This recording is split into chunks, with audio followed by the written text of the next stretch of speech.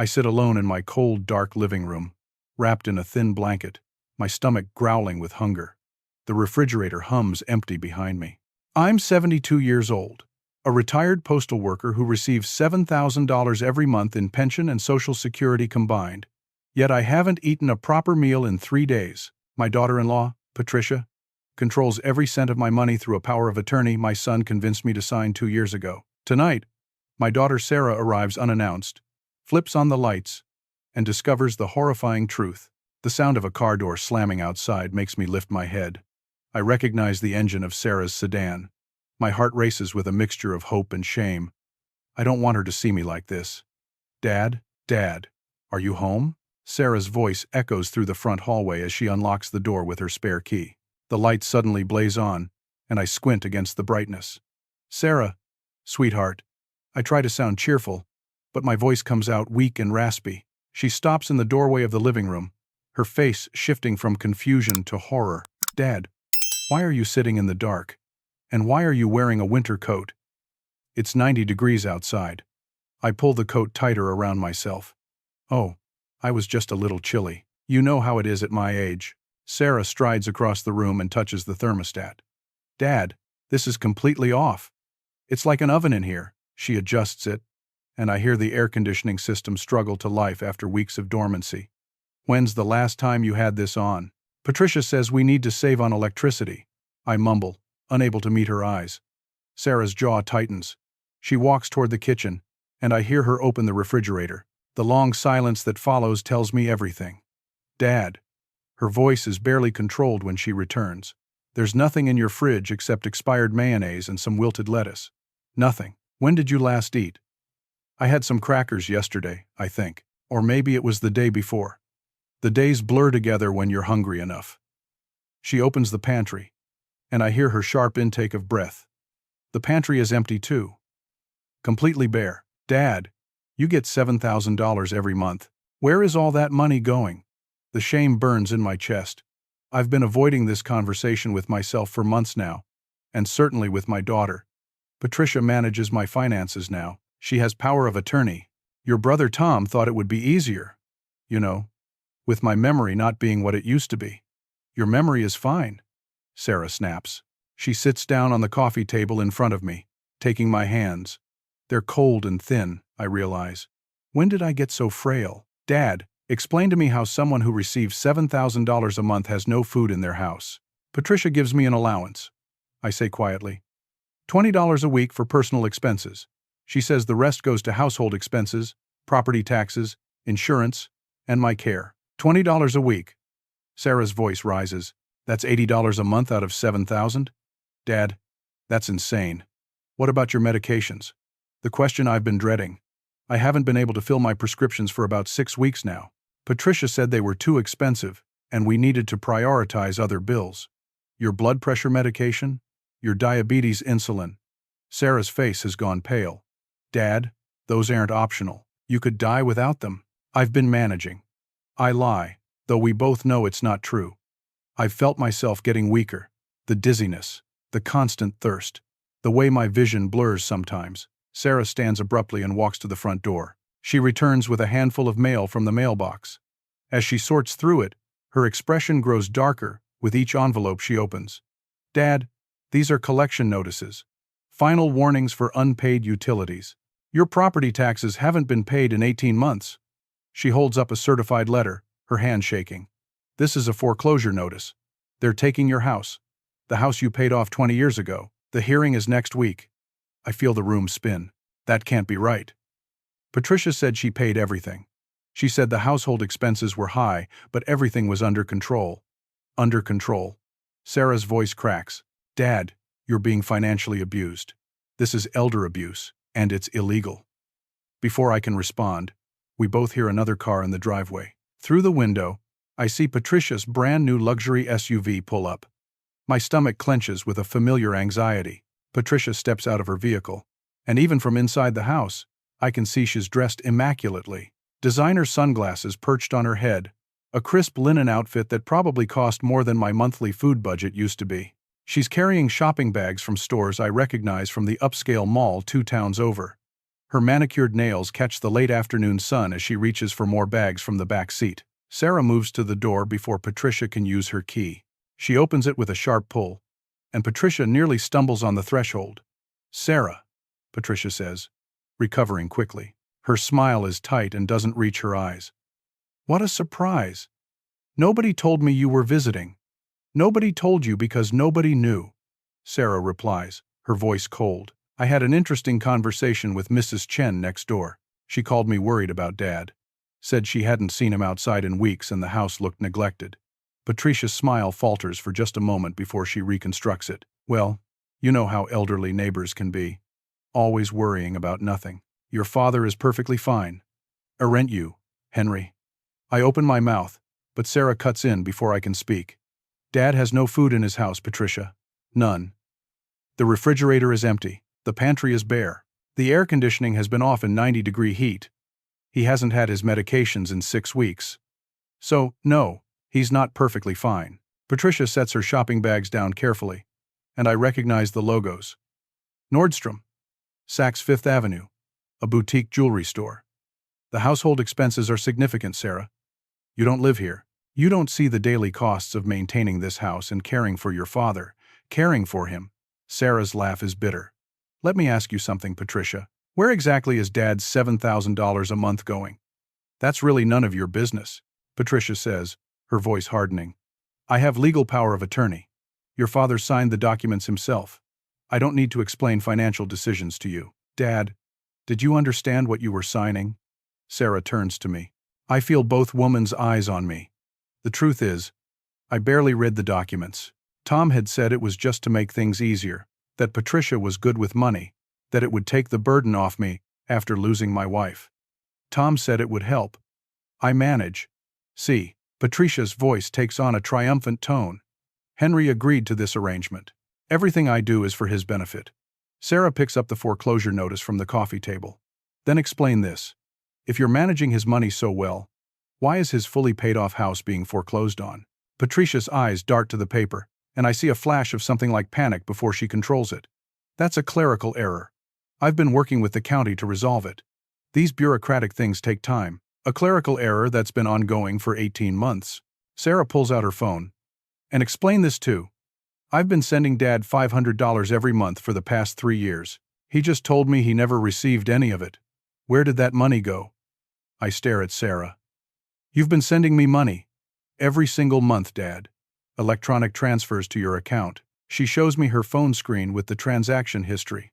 $18,000 over 3 years. The betrayal cuts deeper than the hunger. I never knew. Patricia never said a word. I used that money for household expenses. Patricia says quickly. Your father's care is expensive. Medical supplies, special foods, home maintenance. Sarah looks around the house pointedly. The paint is peeling near the ceiling.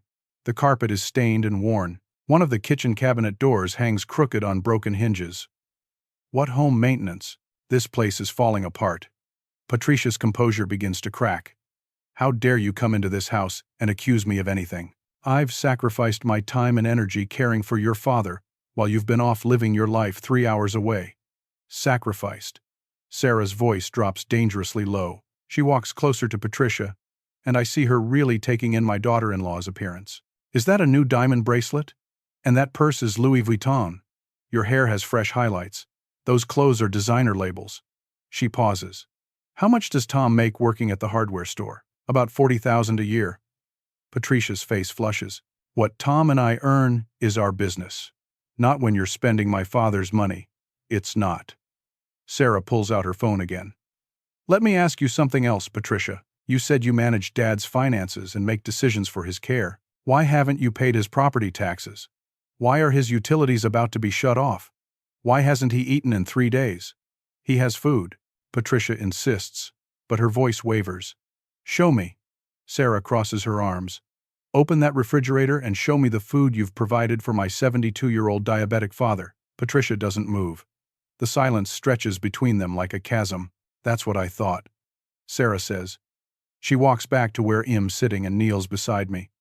Dad, I need to ask you something, and I need you to be honest. Are you afraid of Patricia? The question hangs in the air. I want to say no, but my hands are trembling. I just don't want to cause trouble. You're not causing trouble, Sarah says gently. She is. Patricia laughs, but it sounds forced. This is ridiculous. I have legal authority over Henry's affairs, his money, his medical decisions, everything. And there's nothing you can do about it. Sarah, I control every dollar he receives. Sarah stands slowly. She reaches up and removes her earrings, setting them carefully on the side table. She places her purse next to them. Then, she holds up her phone, and I see it's been recording. Actually, Patricia, Sarah says calmly, there's quite a lot I can do about it. You see, I'm an attorney specializing in elder law. Financial abuse of vulnerable adults is a felony in this state, and you've just confessed to it on a recorded conversation. The color drains from Patricia's face completely. Her mouth opens and closes, but no sound comes out. Furthermore, Sarah continues, I contacted Adult Protective Services on my way here. They're opening an investigation, and now I'd like you to provide me with complete access to my father's financial records. All bank statements, all accounts, all transaction records, immediately. Patricia stands frozen for a long moment. Her earlier confidence completely evaporated. She looks like she might be sick. Sarah, I think there's been a misunderstanding here. No misunderstanding, Sarah replies, her voice hard as steel. Either you provide the financial records right now, or I call the police this moment and have you arrested for elder abuse and embezzlement. Your choice. You have 30 seconds. You can't just.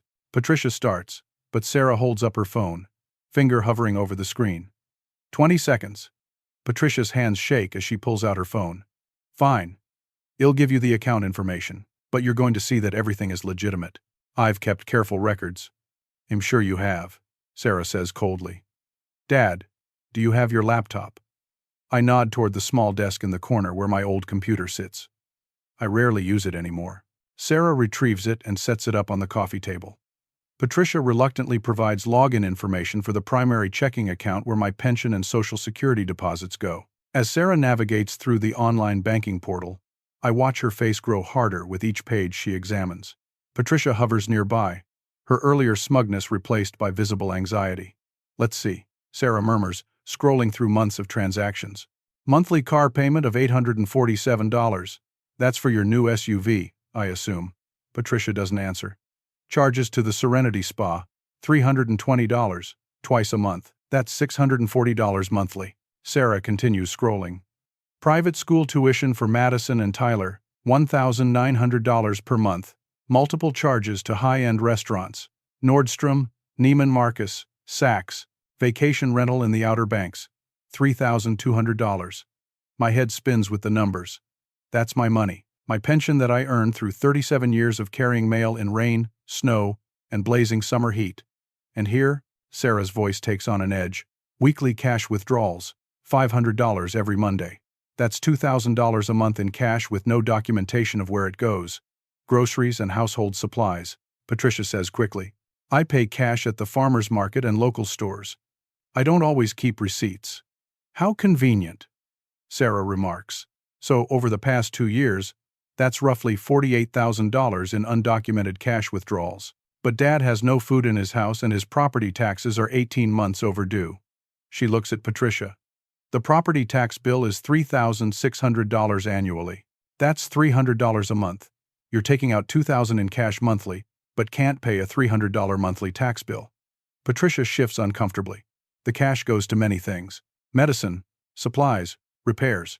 Dad hasn't had his medications in 6 weeks, Sarah counters.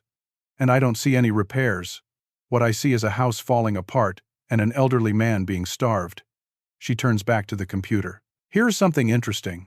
Monthly allowance to Henry, $20. Weekly, $80 a month out of $7,000. The front door opens, and my son Tom walks in, home from his shift at Morrison's Hardware. He stops when he sees all of us in the living room, the tension thick enough to cut. What's going on?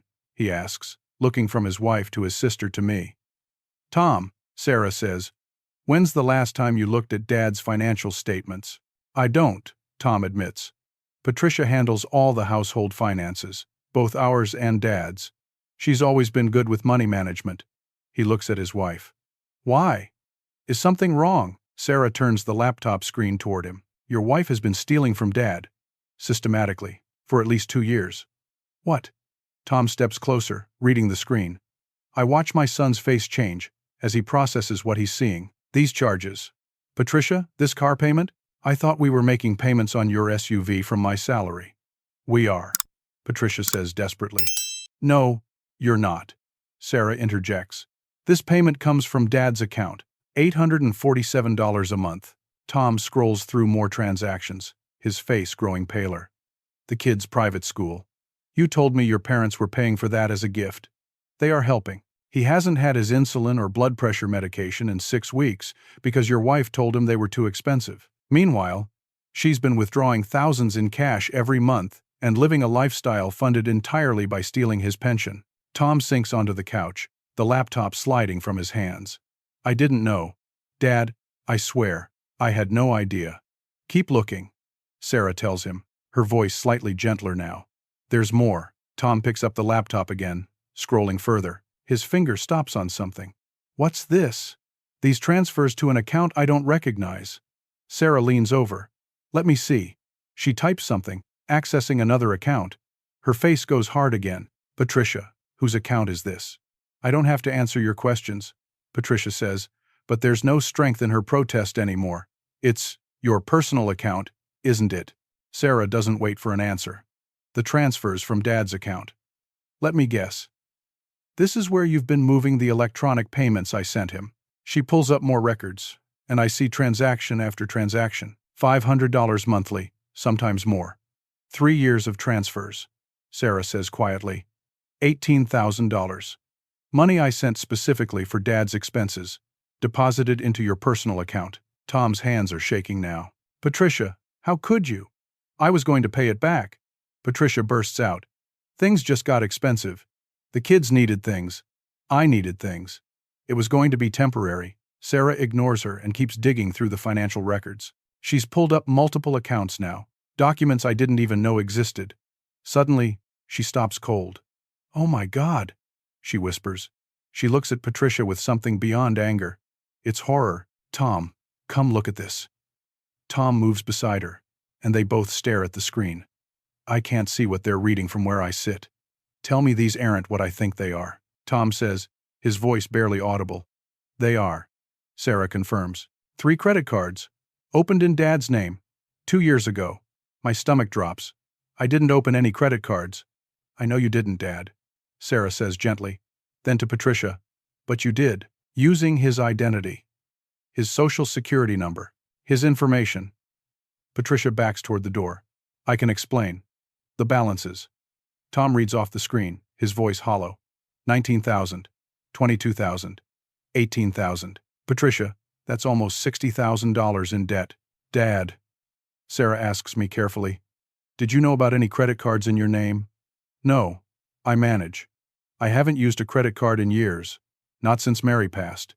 Sarah pulls up the transaction histories for each card. Vacation charges, designer clothing stores, jewelry purchases, furniture, electronics.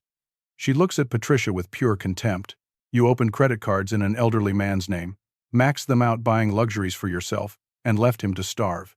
That's identity theft, on top of elder abuse and embezzlement. Tom stands abruptly, facing his wife. The devastation on his face is painful to witness. How long, Patricia? How long have you been doing this? Tom, please.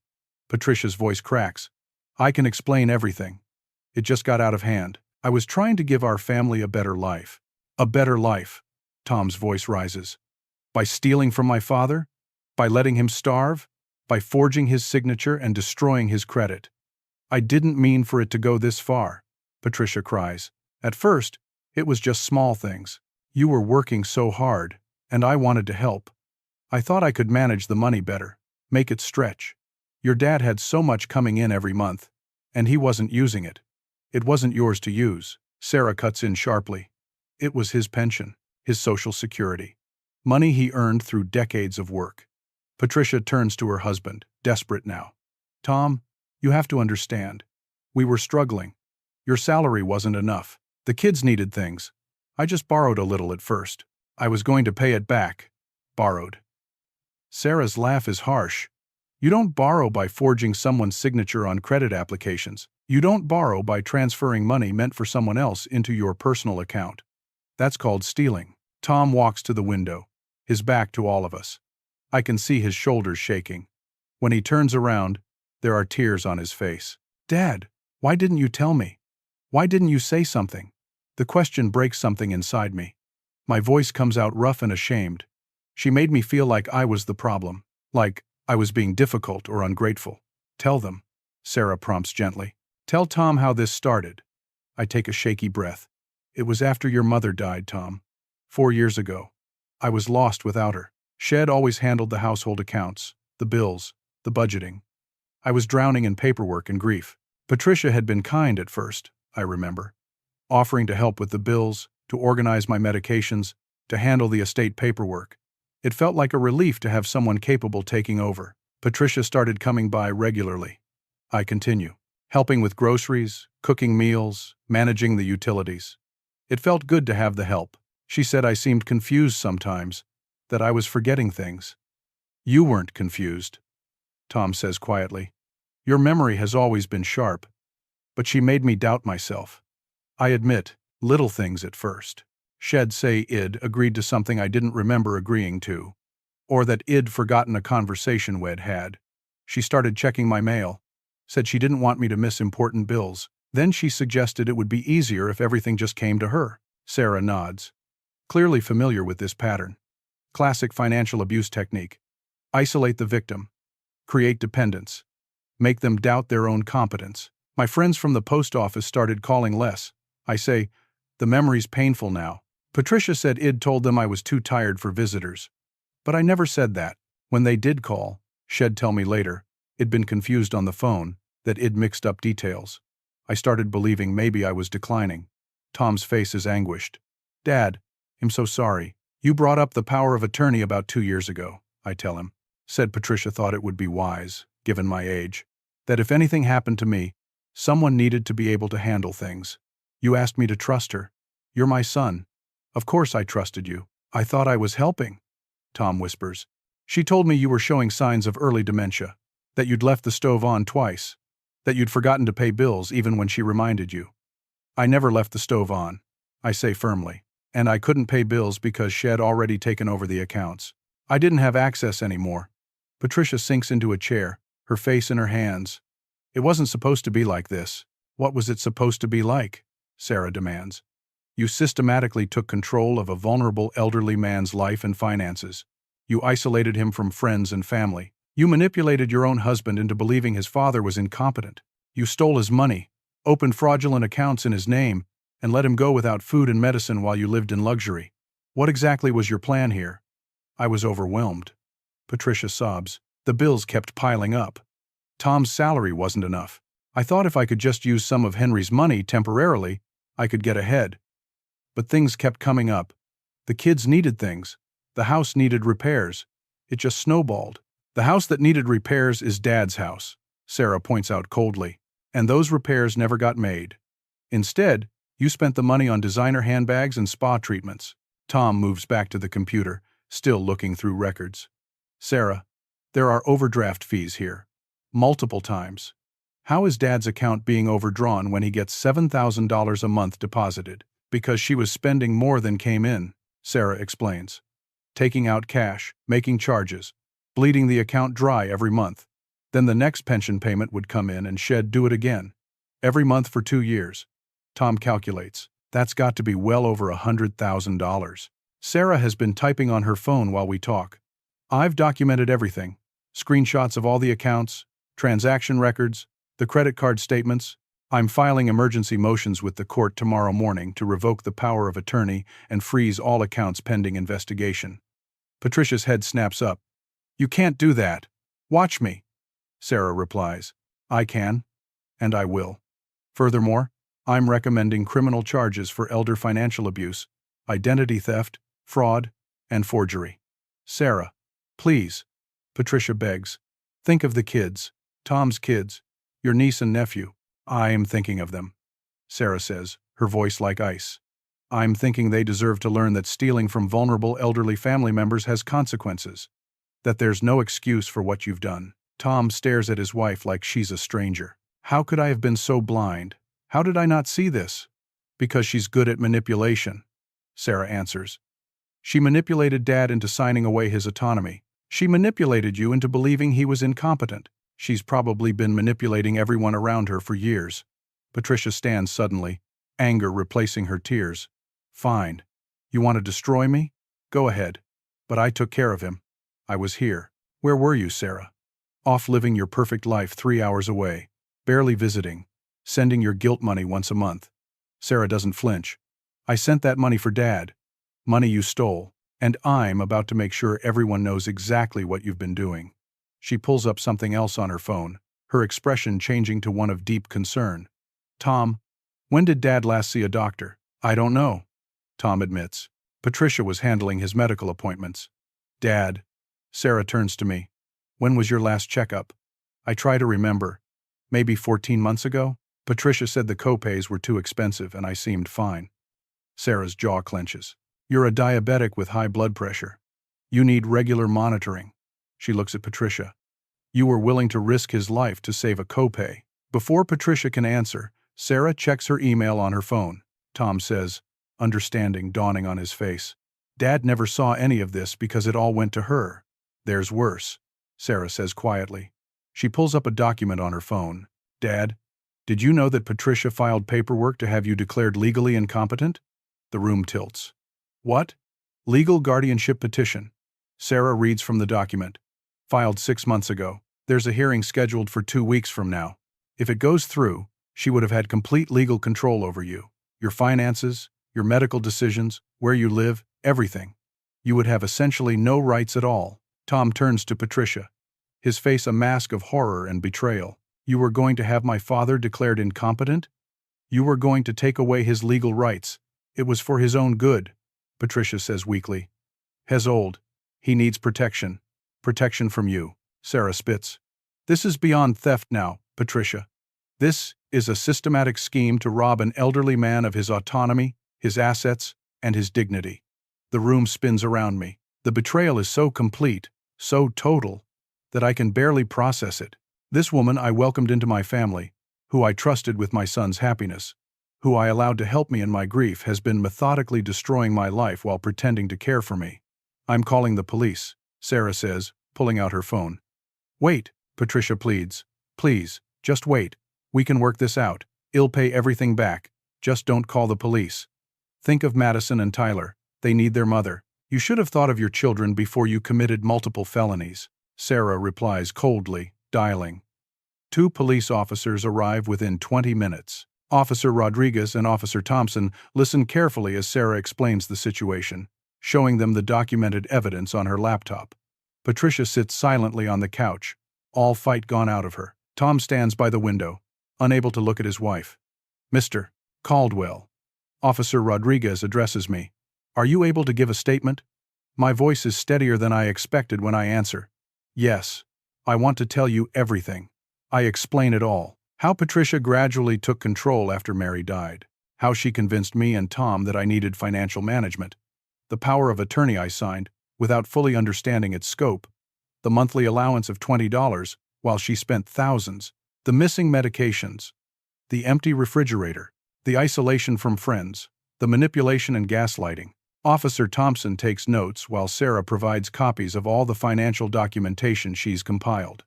Bank statements showing the systematic theft. Credit card applications with forged signatures. The guardianship petition filed without my knowledge. This is clearly elder financial abuse, Officer Rodriguez says. Identity theft, forgery, and embezzlement as well. Mrs. Caldwell, you're under arrest. Patricia begins crying again as the officer reads her rights. Tom finally moves, but not toward his wife. He comes to me, dropping to his knees beside my chair. Dad, I'm so sorry. I should have seen it. I should have checked on you more. I should have questioned things. His voice breaks. I let you down. I put my hand on his head like I did when he was a little boy. You were deceived too, son. She fooled both of us. As the officers lead Patricia out in handcuffs, she looks back at Tom one last time. I love you. Please remember that I love our family. Tom doesn't respond. The door closes behind her, and the house falls silent. Dad needs to go to the hospital, Sarah says firmly. Has severely malnourished and hasn't had his medications in weeks. He could be in serious medical danger. Tom nods. I'll drive him. Well, both take him, Sarah says. She helps me stand, and I realize how weak I've become. My legs shake as I walk to the door. At the emergency room, the medical staff treats my situation with grave concern. They admit me immediately, hooking me up to IV fluids and running a battery of tests. The doctor, a young woman named Dr. Patel, doesn't hide her alarm when she sees the results. Mr. Caldwell, your blood sugar is dangerously high. You're severely dehydrated. Your blood pressure is in stroke range. She looks at Tom and Sarah. If had gone another week without medical attention, we might be having a very different conversation right now. Those words hang in the air. Patricia's neglect could have killed me. I spend 4 days in the hospital. Sarah stays the entire time, working on her laptop from the uncomfortable chair beside my bed. She's a force of nature, filing legal motions, coordinating with adult protective services, talking to prosecutors, arranging for forensic accountants. Tom visits every day after work, bringing fresh clothes, helping the nurses, trying in small ways to make up for what his wife did. He tells me he's moved out of his house, taking Madison and Tyler to stay with his friend from the hardware store. Hess filing for divorce. I can't believe I didn't see it, he says for the dozenth time. All those signs, the new car, her expensive clothes, the private school we supposedly couldn't afford on my salary but somehow managed. I just trusted her. We both did. I remind him. On the third day, Sarah meets with the forensic accountant, the court appointed. When she returns to my hospital room, her face is grim. The full accounting is devastating. Dad, over the past 2 years, Patricia stole approximately $140,000 from you. Between the cash withdrawals, the fraudulent credit cards, the diverted electronic transfers, the charges to her personal accounts using your money, it's massive. The number is incomprehensible. All those years of work, my pension that was supposed to see me through my retirement, just gone. Your house was days from foreclosure, Sarah continues. Your property taxes are 18 months overdue, totaling $7,200 with penalties. Your utility bills are months past due. But she was making $800 car payments on that SUV, spending $600 a month at spas. Private school tuition was almost $2,000 monthly. The credit card debt alone is $58,000. How did she post bail? Tom asks. Her parents mortgaged their house. Sarah replies. Set bail at $250,000. She made bail yesterday. The thought of Patricia out of jail makes my stomach turn, but Sarah seems unconcerned. The evidence is overwhelming. The prosecutor is charging her with 17 separate counts, including elder abuse, identity theft, fraud, forgery, and embezzlement. With her pattern of behavior documented over 2 years and the severity of what she did to you, Dad, she's looking at serious prison time. What about the house? I ask. Can we save it? I paid the back taxes this morning from my savings, Sarah says. Well, work out reimbursement later once we recover some of what Patricia stole. The foreclosure is stopped. I've also set up payment plans for your utilities and medical bills. Relief washes over me, followed immediately by guilt. Sarah, you shouldn't have to do that. Yes, I should, she says firmly. You're my father. I should have been more involved. I should have visited more often. If I had, maybe I would have caught this sooner. You were 3 hours away with your own life, I tell her. And you were sending money every month to help. Patricia stole that too. Over the next several days, more information comes to light. The forensic investigation discovers something that chills me to my core. Sarah comes in one morning with Detective Morrison from the Financial Crimes Unit. Has a heavy-set man with kind eyes who pulls a chair close to my hospital bed. Mr. Caldwell, we've uncovered something disturbing in our investigation, he says. 2 years ago, your daughter-in-law took out a life insurance policy on you, $500,000, with herself as the beneficiary. The implications hit me like a physical blow. Sarah grabs my hand. We're investigating whether Mrs. Caldwell's withholding of your critical medications was deliberate. Detective Morrison continues gently. Whether she was waiting for your health to decline to the point of a fatal incident. You think she was trying to kill him? Tom's voice from the doorway is barely a whisper.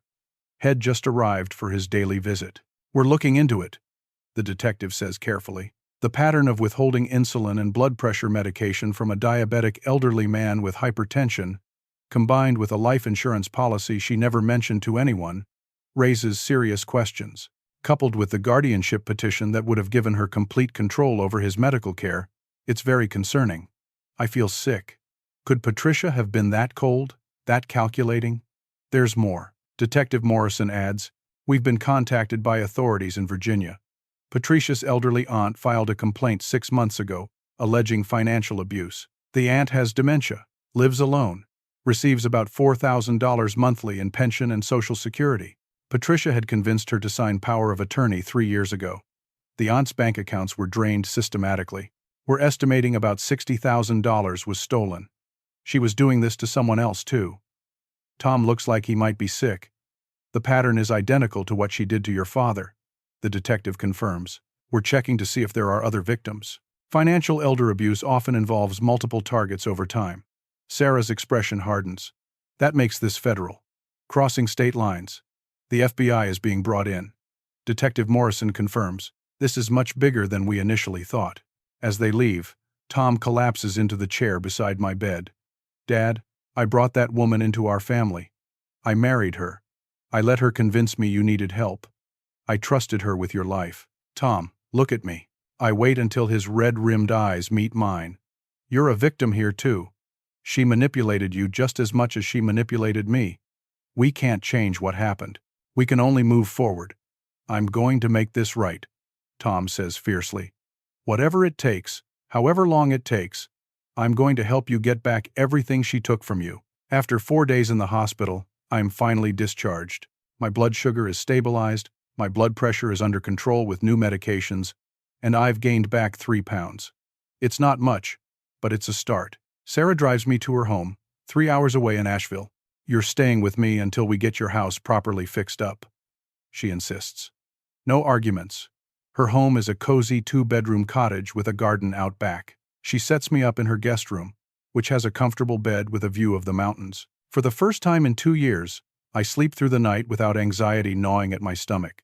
Sarah has taken family leave from her law firm to care for me and handle the legal proceedings.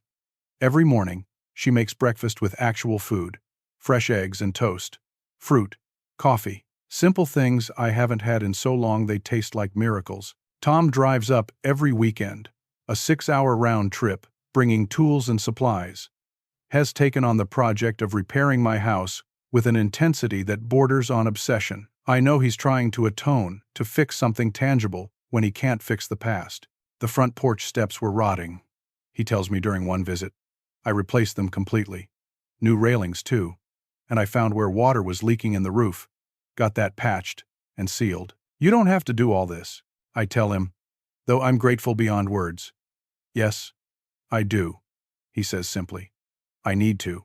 We have long conversations during these visits, father and son, rebuilding a relationship that Patricia nearly destroyed.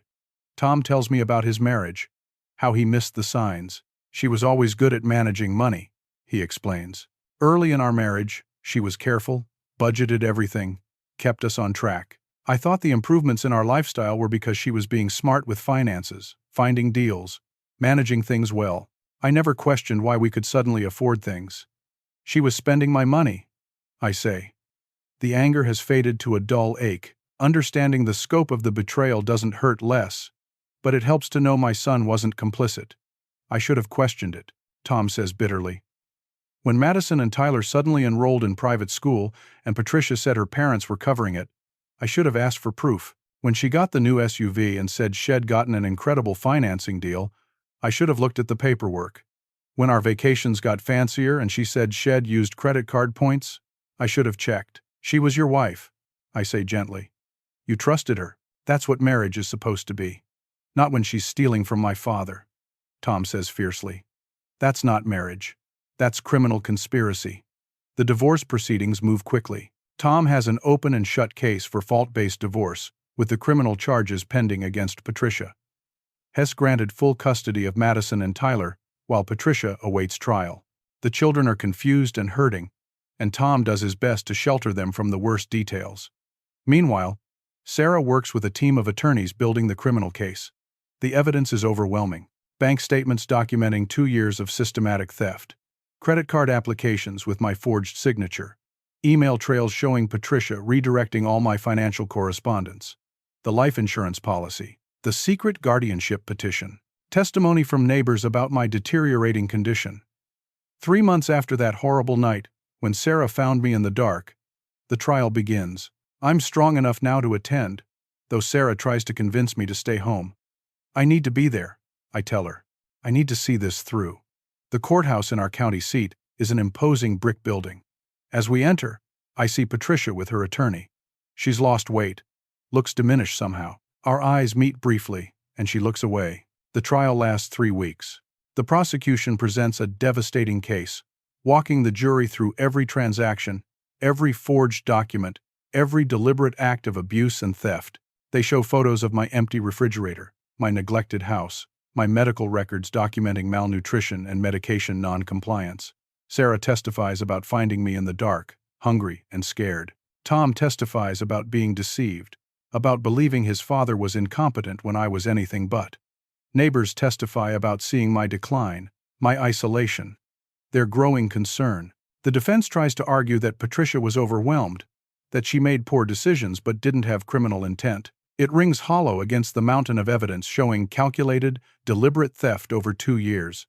Dr. Patel testifies about my medical condition when I was admitted, stating clearly that another week without intervention could have been fatal. The detective explains the life insurance policy and the pattern of withholding critical medications. When Patricia's aunt from Virginia testifies via video about her similar experience with Patricia, I see several jurors' expressions harden. The jury deliberates for just 4 hours. When they return, the verdict is read on all 17 counts. Guilty. Every single one. At sentencing, 2 weeks later, the judge is unsparing. Mrs. Caldwell, you systematically abused, manipulated, and stole from vulnerable elderly family members who trusted you. You forged documents, committed identity theft, and created financial ruin for people who depended on you. Most disturbingly, the evidence suggests you may have been deliberately withholding life-sustaining medications from a diabetic man, possibly hastening his death to collect life insurance. This court views your crimes as particularly heinous, given the vulnerability of your victims and your position of trust. The sentence: 12 years in state prison. Full restitution ordered for all victims, totaling $208,000 between me and Patricia's aunt. All her assets to be seized and sold, including the house, the SUV, jewelry, everything. As they lead her away, Patricia turns one last time. She's crying, but I feel no satisfaction in it, only a deep sadness for the waste of it all. 1 year later, I stand in my kitchen making breakfast, real breakfast. Eggs scrambled with cheese, wheat toast with butter and jam, fresh orange juice, a bowl of berries. My medications are organized in their weekly container on the counter, all prescriptions current and filled. The morning sun streams through the windows, which Tom cleaned and repaired 6 months ago. My house is transformed. Tom spent countless hours fixing everything Patricia let fall apart. New paint throughout, repaired plumbing, a new roof, updated appliances. The work was his therapy, he said, his way of making amends. But I tell him there's nothing to make amends for. We were both victims. The restitution payments are coming in slowly as Patricia's assets were liquidated. The house she and Tom owned sold quickly. The SUV went back to the dealer. Her jewelry, clothes, and other luxury items were sold at auction. I've received about $40,000 so far, enough to pay Sarah back for the property taxes and medical bills, with some left to rebuild my savings. The rest will come eventually, though the prosecutor warned me that even with full restitution ordered, I'll likely never recover everything. That's okay. What matters isn't the money. Tom sold his and Patricia's house and bought a smaller place just 2 miles from me. He and the kids come over at least 3 times a week.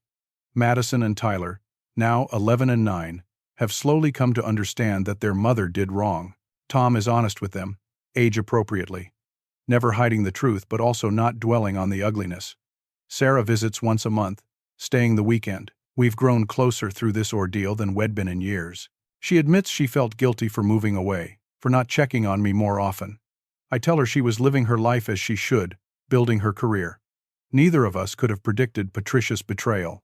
I've reconnected with my old friends from the post office. Jim and Robert come by every Thursday for coffee and cards.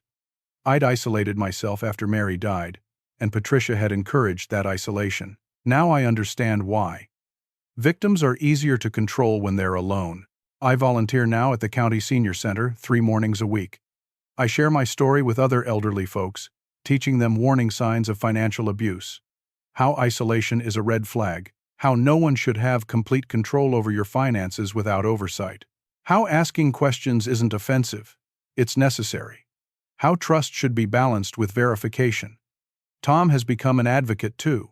He speaks at community meetings about how family members can miss the signs, how abusers manipulate everyone around their victim, creating a false narrative that serves their purposes. His testimony is powerful because he lived it from both sides. The guardianship petition that Patricia filed was dismissed immediately once the abuse came to light. I maintain complete autonomy over my life and finances now, but with appropriate safeguards. Sarah helped me set up a system where I have full access and control, but monthly statements are automatically sent to both her and Tom for transparency, not because they don't trust me, but because we all learned the hard way that oversight protects everyone. My diabetes is under excellent control now. My blood pressure is normal. I've gained back all the weight I lost and then some. I'm stronger than I've been in years. Dr. Patel says I've made a remarkable recovery. Sometimes I think about Patricia in prison. 12 years is a long time. Madison will be 23 when her mother is released. Tyler will be 21. They'll be adults who barely remember life before their mother's crimes. I don't hate her, though many people think I should. I pity her. Whatever drove her to do what she did, to steal from vulnerable family members, to manipulate and abuse people who trusted her, it's destroyed her life completely. Her children are growing up without her. Her husband divorced her. Her community knows what she did. She'll be a convicted felon with no career prospects when she's released. Was it worth it? All those spa treatments and designer bags and luxury vacations funded by stolen money? Did they bring her happiness? I doubt it. I learned hard lessons through this nightmare. I learned that grief makes you vulnerable in ways you don't anticipate. After Mary died, I was lost, and Patricia saw an opportunity in my vulnerability. I learned that isolation is dangerous, that maintaining connections with friends and family isn't just nice, it's essential protection. I learned that signing documents without reading them, even when family asks you to, is never okay. Most importantly, I learned that silence protects the abuser, not the victim. For months, I kept quiet about my situation. I was embarrassed. I didn't want to cause trouble. I didn't want to admit I'd been fooled. That silence nearly killed me. When Sarah found me that night, sitting in the dark, starving and scared, I was ashamed for her to see what my life had become. But her arriving was what saved me. Speaking up, even when it's hard, even when it's embarrassing, even when you're afraid, that's how you break free from abuse. I think about other elderly people out there right now, suffering in silence like I did, being controlled, being stolen from, being isolated and manipulated. I think about them and I hope they find the courage to speak up, or that someone who loves them notices the signs and intervenes. Financial abuse of the elderly is more common than most people realize. It happens in families, in nursing homes, through phone scams, and internet fraud. The victims are often embarrassed or don't recognize what's happening until it's too late. The abusers are frequently family members or caregivers, people in positions of trust. My story had a happy ending, but only because Sarah arrived when she did. Another week, the doctor said. And I might not be here to tell this story. That's how close Patricia came to getting away with it completely. Now, a year later, I sit at my kitchen table in my warm, repaired home, eating a good breakfast, about to take my properly prescribed medications, planning to drive to the senior center to meet friends. These are simple, ordinary things. Things I took for granted for most of my life. I'll never take them for granted again. Tom will stop by this afternoon with the kids. We're going to work in the garden together, planting vegetables for the summer. Sarah is coming for Thanksgiving next month, and she's bringing a man she's been dating. Life goes on. Life is good. I learned that real family doesn't control you. They support you. Real care isn't about taking power away. It's about helping you maintain your autonomy. Real love respects dignity. And I learned that it's never too late to fight for yourself. No matter how powerless you feel. Justice may move slowly, but it's always worth pursuing. Speaking up isn't causing trouble. It's reclaiming your life. I'm 73 now, a year older than when this nightmare began, but I feel younger, somehow. Stronger. I survived. I spoke up. I got justice. And most importantly, I got my life back. That's worth more than all the money Patricia stole. That's worth everything. Now, I want to hear from you. Have you ever witnessed financial abuse of an elderly family member or friend? What warning signs did you notice? How did you intervene? Or what stopped you from intervening? Your experiences could help someone else recognize abuse before it's too late. Please share your thoughts in the comments below. If this story resonated with you, please like this video and subscribe to the channel for more true stories about resilience, justice, and the human spirit. Share this video with others who might benefit from hearing about the warning signs of elder abuse. Together, we can raise awareness and protect vulnerable members of our community. Thank you for listening to my story. I hope it helps someone out there who might be suffering in silence. Remember, speaking up isn't weakness, it's courage. And it's never too late to reclaim your dignity and your life. Stay strong, stay connected to people who care about you, and never be afraid to ask questions about your own finances. You've earned your security through a lifetime of work. You deserve to enjoy it safely. Take care of yourselves and each other.